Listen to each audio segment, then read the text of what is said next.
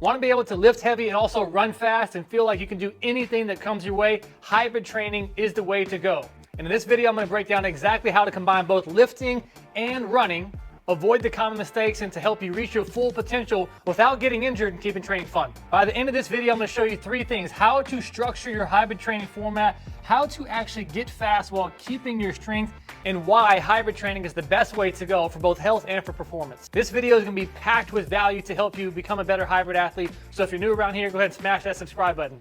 Let's jump into it. And this video is for dads, for weekend warriors, or for anyone that is tired of having to choose between strength training and cardio. And if you want to know how you can build muscle while also being able to run and be extremely fit, this video is for you. Let's dive into it. But before we get cranking, if you're looking for shortcuts, this video is not for you. Hybrid training takes commitment and a ton of strategy. But if you're ready to learn, I'm going to show you the exact framework for success, so stick around. You're in the right place. Now, before we get started, let's talk about goals. I don't know if it's about building muscle, being able to run faster, or simply become more athletic and improve your health. You're going to need to know where you're headed. So for example, if you're wanting to learn how to run fast, you're going to need to know a strong understanding of how to improve your aerobic base, how to incorporate speed training without overtraining, and then actually what metrics to track so you can manage the training volume without getting injured. Just like my client Joseph, who's now in the best shape of his life and also shaved off 3 minutes off of 5K while building a ton of muscle. Hear from him. He does a very good job of knowing where you are and then caring about where you are and then getting you to the next level. And he cares a lot about that, but he also will push you at the same time. I'm in the best shape of my life. That's the first thing that pops in my mind.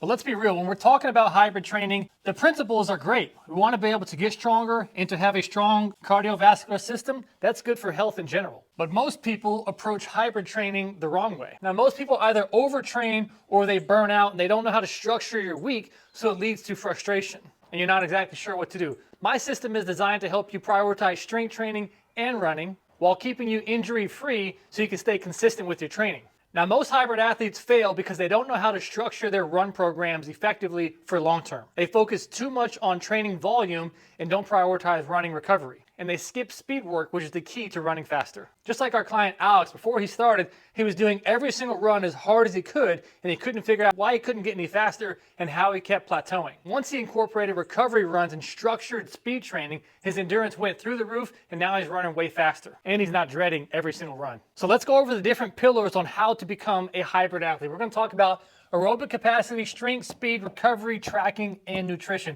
The primary focus in the beginning needs to be all on building your aerobic capacity is going to fuel your energy system. Whenever you're running, you want your primary source of energy and fuel to be fat. Now, if you think about heart rate training zones, there's 1, 2, 3, 4, 5 different heart rate zones. And the further up that you get, typically around zone 3-ish, you start to utilize all carbohydrates. So if you are not fit or aerobically fit, you are going to jump into this higher training stress sooner than later, which means you're going to start burning carbs, and your body only stores a certain amount of carbs, and once you deplete them, you're going to bonk, you're going to get tired, you're going to get dizzy, and you're not going to be able to perform.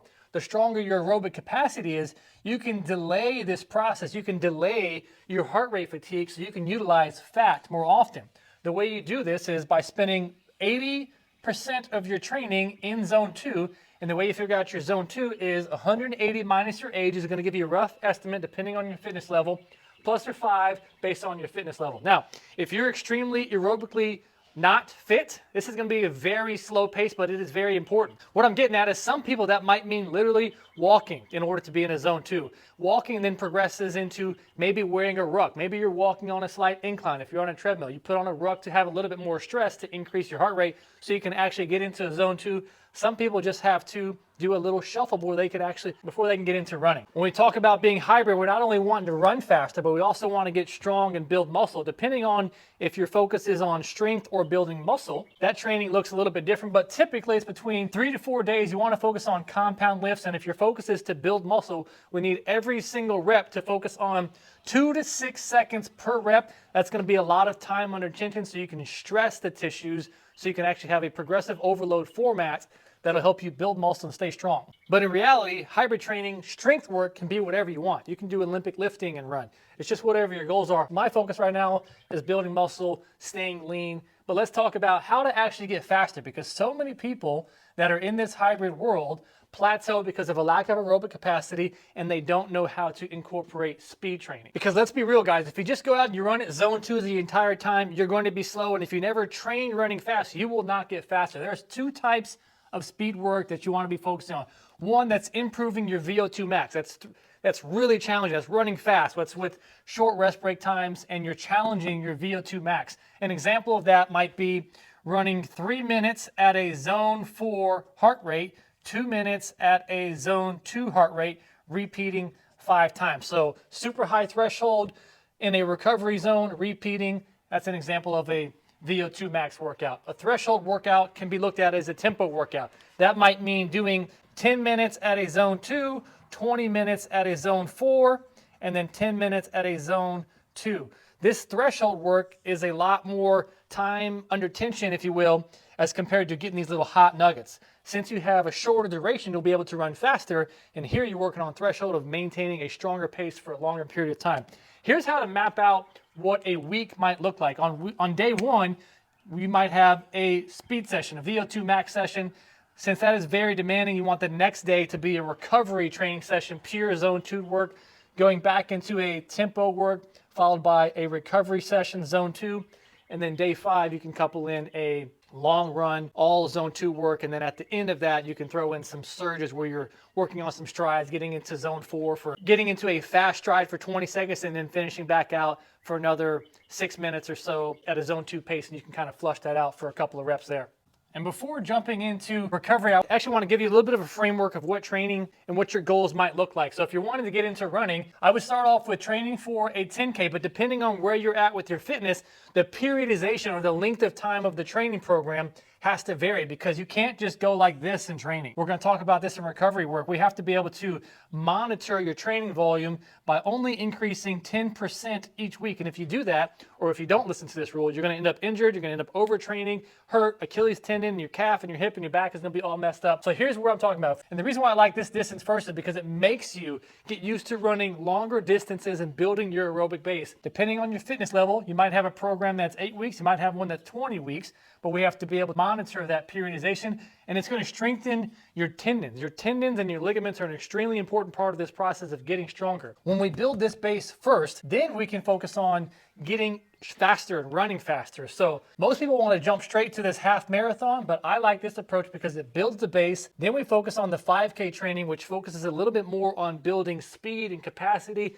Now that you've built the training volume, maybe the periodization is a little bit less. Then I like to even focus one step smaller and focus on improving your mile time, because most of us that are in this hybrid world, we want to get used to running faster. If you don't ever run fast, you will not get faster, but most people skip building the base. So if we follow this pipeline, by the time you get to here, you will have strong enough tendons, a strong enough base, and you will have spent some time running fast. When you go to switch to this half marathon or this marathon training, you're going to be able to run fast, you're going to be really excited with your time, and you're going to have the capacity, you're not going to get hurt. When we talk about recovery, we talk about tissue work, sauna, cold, deloads, and nutrition having different carb to protein ratio. One of the most simple things that you can do is spend some time on the areas that we spend a lot of, our feet, our calves, our Achilles, our hips. Spend some time foam rolling out those areas. If you have access to a hot sauna. When it comes to the cold plunge, this is a great way to reduce inflammation. So if your training volume is really high, you can hit a cold plunge to stop the inflammation process. There's some science that suggests that coupling that with your muscle work, and if your primary goal is to build muscle, that might not be the best thing for it. So sticking with just the sauna. I've experimented personally with doing the cold plunge before my strength workouts. It made me feel extremely motivated to work out, but I had a hard time getting a good enough pump in my workouts because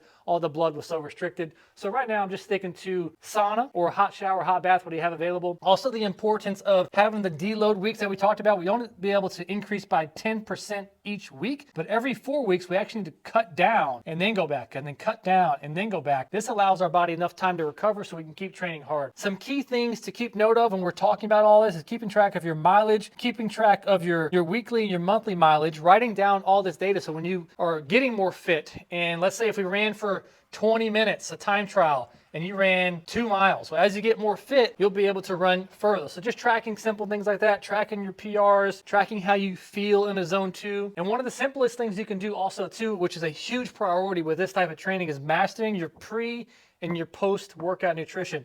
after your runs or your lifts, you should be getting a 4-to-1 carb to protein ratio. With the amount of energy that you're expending, it's okay to have a higher carb to protein ratio. And then pre-workout, making sure that you're also getting enough carbohydrates so that you don't crash and burn. Hey, so if you want to know exactly how to crush both strength training and recovery and put all this into play on a weekly basis, read the description down below and I'll show you how you can get plugged into our very hybrid training program. Imagine being able to run faster, crush your half marathon goals, and feeling like the ultimate athlete. Imagine setting PRs in both in the gym and on the road. What would that do for you? 'Cause let's be real, guys. If you're training like a hybrid athlete, it's not just about the workouts. It's about proving to yourself that you can achieve way more than what you thought. So check out the description down below and I'll show you how we can make that happen.